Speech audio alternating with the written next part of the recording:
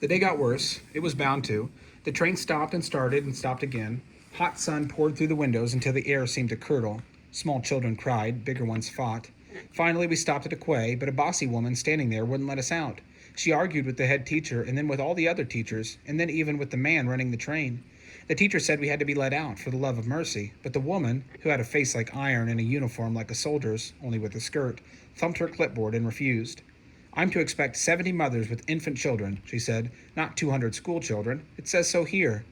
I don't care in the least what's written on your paper, the head teacher spat back. The teacher supervising our car shook her head and opened the door. Out, all of you, she said to us. Loser in the station, we'll find you something to drink and eat. Out you go. Out we went, in a thundering herd.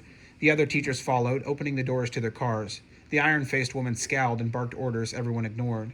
It was more noise and rush than I'd ever seen. It was better than fireworks. Jamie helped me off the train. I felt stiff all over, and I had to go something desperate. Show me how to use the loo, I told him. Sounds funny, but it was my first real loo. At home, our flat shared the one down the hall, but I just used a bucket, and Ma'am or Jamie emptied it. I think I gotta use the boys' one, Jamie said. What do you mean, the boys' one? See? He pointed at 2 doors. Sure enough, all the boys were going through one door, the girls through another. Only now lines snaked out the doors. Tell me what to do, then. You pee in it, and then you flush it, he said. What's flush? How do I flush? There's a handle, and you push it down. I waited my turn, and then I went in and figured it out, even the flushing. There were sinks, and I splashed water onto my hot face. A girl right in front of me, the shabbiest, nastiest-looking girl I'd ever seen, was using a sink in front of my sink, which seemed odd. I frowned at her, and then she frowned back.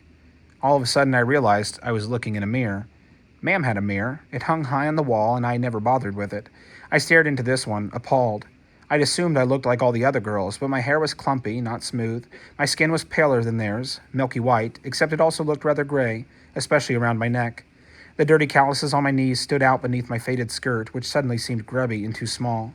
What could I do? I took a deep breath and staggered out. Jamie was waiting. I looked him over with newly critical eyes.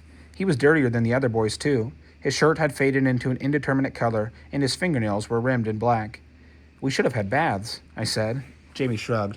Doesn't matter. But it did. At home, when I looked out my window onto the lane across the street, 3 buildings to the left, on the corner, I could see a fishmonger's shop. They got fish delivered every morning and laid it out for sale on a thick, cool piece of stone. In the summer heat, fish could go off fast, so women knew to pick through the selection carefully and choose only the freshest and the best. That's what we children were, fish on a slab. The teachers herded us down the street into a big building and lined us up against one wall. Men and women from the village filed past, looking to see if we were sweet and pretty and wholesome enough to take home. That they didn't think many of us were good value was clear from the expressions on their faces and the things they said. Good Lord, one woman said, reeling away from sniffing a little girl's hair. They're filthy. They'll wash, the iron-faced woman said.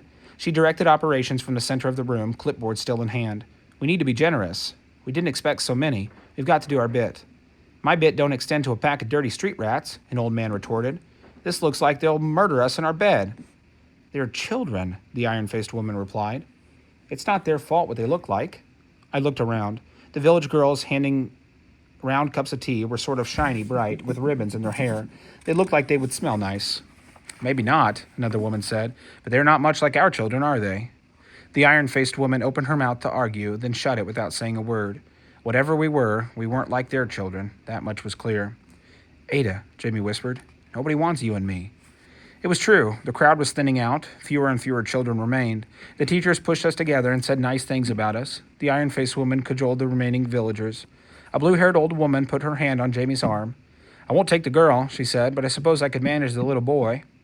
You don't want him, I said. He steals and bites, and without me to manage him, he might go back to having fits. The woman's mouth dropped into a soundless O. She scuttled away and went off with somebody else's brother. And then the hall was empty, save the teachers, the iron woman, Jamie, and me. Ma'am had been right. No one would have us. We were the only ones not chosen.